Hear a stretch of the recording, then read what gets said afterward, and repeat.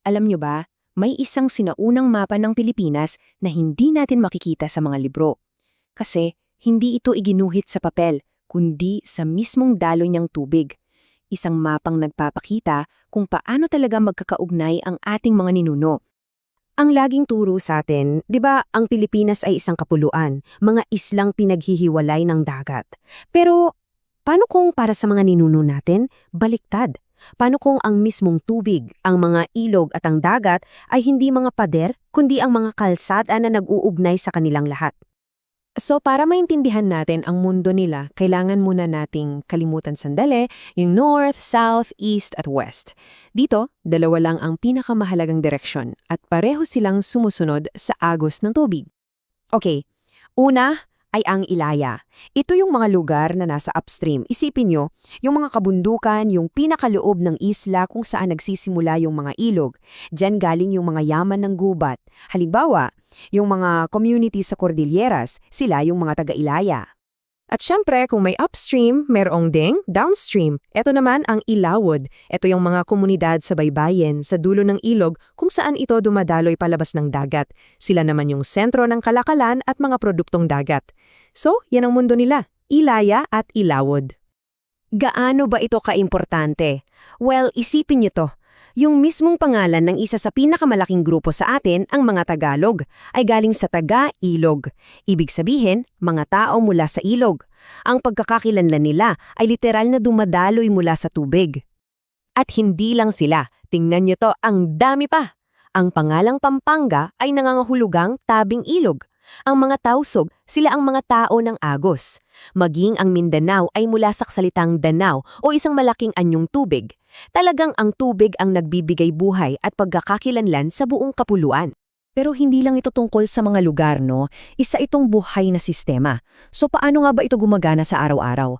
Paano umagos ang buhay sa pagitan ng Ilaya at Ilawod? Ito yung pinakamahalagang konsepto. Hindi sila magkahiwalay, hindi sila magkaaway.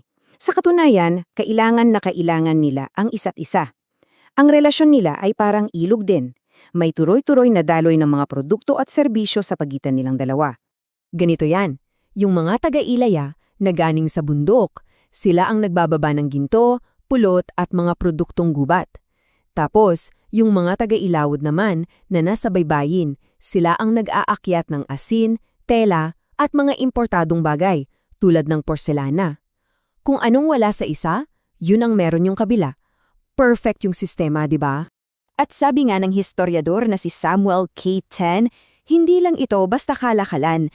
Ito raw yung isa sa mga pundasyon ng kapayapaan at security noon. Kasi dahil kailangan nila ang isa't isa, mas gustuhin nilang maging magkaibigan kaysa mag-away. Pero, alam nyo, lahat ng magandang daloy na yan parang isang ilog na biglang hinarangan ng isang higanteng dam.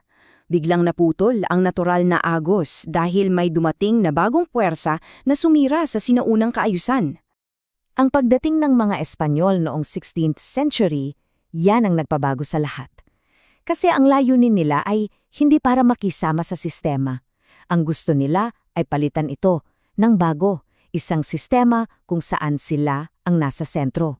May tatlong hakbang sila para ipatupad ang bagong kaayusan. Una, pasifikasyon, dinaan sa dahas para makontrol ang mga tao. Pangalawa, reduksyon, sa pilitang inilipat ang mga tao sa mga bayan na may simbahan para madaling bantayan. At pangatlo, reklasifikasyon, ginawa yung kategoryang Indio para sa mga binyagang Kristiyano. So tingnan natin yung naging pagbabago. Dati, ang mundo ay Ilaya at Ilawod, nakabase sa heograpiya. Sa ilalim ng mga Espanyol, naging batayan ng relihiyon. Hindi na taga-saan ka ang tanong, kundi Kristiyano ka ba o pagano. Dati, pantay ang ugnayan. Ngayon, may hierarkiya na. Nasa tuktok ang mga Espanyol. At ito ang naging resulta, isang bagong mapa. Dito, yung mga lugar na pula, yan yung mga nasakop na lugar, yung mga nasa ilalim ng kampana. Yung iba, itinuring silang tagalabas, mga hindi sibilisado. Ang dating ilog na nagsisilbing tulay, biglang naging isang pader na naghihiwalay.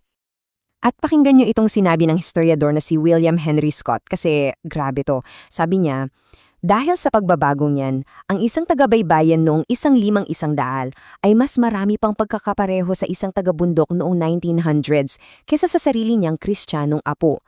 Ganun kalalim ang naging pagbabago sa ating kultura. At yung lamat na yan, yung malalim na paghahating yan, hindi yan basta naiwan sa kasaysayan. Ang mga alingaw-ngaw niyan ay malakas pa ring naririnig natin hanggang sa kasalukuyan. Ito na yung punto, yung mga tensyon sa pagitan ng mga tinatawag na Kristiyano at hindi Kristiyano o yung hidwaan ng sentro ng Maynila laban sa mga probinsya, marami dyan ay may ugat sa pagkasira ng sinaunang ugnayan ng Ilaya at Ilawod. Dyan itinanim yung mga buto ng di pagkakaunawaan na hanggang ngayon hinaharap pa rin natin. Kaya iiwan ko sa inyo ang tanong na ito. Paano kaya kung susubukan nating tingnan ang Pilipinas gamit ang sinaunang mapang ito? Hindi bilang mga islang pinaghiwalay ng dagat, kundi bilang isang bayang pinag-uugnay ng iisang daloy. Kung maiintindihan natin ulit ang ugnayang iyon, anong mga lamat kaya sa ating lipunan ang maaari nating paghilumin?